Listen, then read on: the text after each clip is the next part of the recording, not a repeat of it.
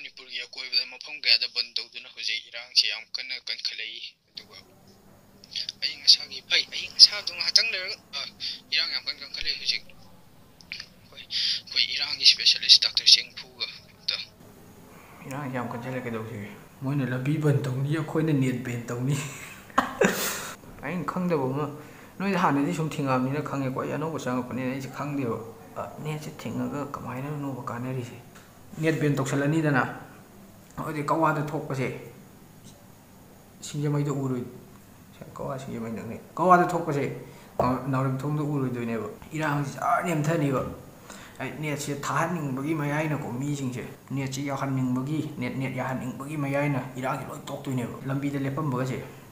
phone da tak yengaga whatsapp su sang ya roi crash ki status su yeng ya tram ni la itai ma kwa yom bi status su yeng phang roi net je ko ben je lok thokani ngani ba net ben lok thok ninga padigi di mo je ban je to to khrani ba yumim lo sang na khrani ba ati ma san irang tok ning ta ni kaino ba mukbang yeng ba phang dra ni na ko mi sing je mukbang su mukbang di ni nge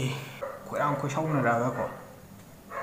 net tha na ba ni irang ji to ni ba adu net to thingjan ngai phone paira roi du phone du pai traga di mi je na thabak ko mani du thabak to ko mamni ne hen lambi du thok pe heloi dro du na irang hengala oidro the Stage Break Hip Hop Festival August 10 and 11 hayeng ang jitka mafamna MU Centenary Hall Chumbro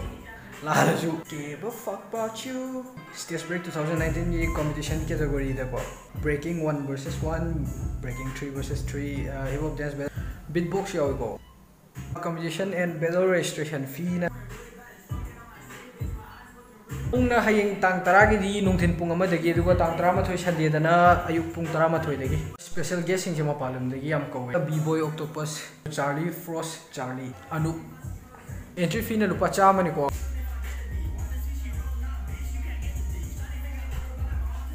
fuck from behind like 1,000 years a dead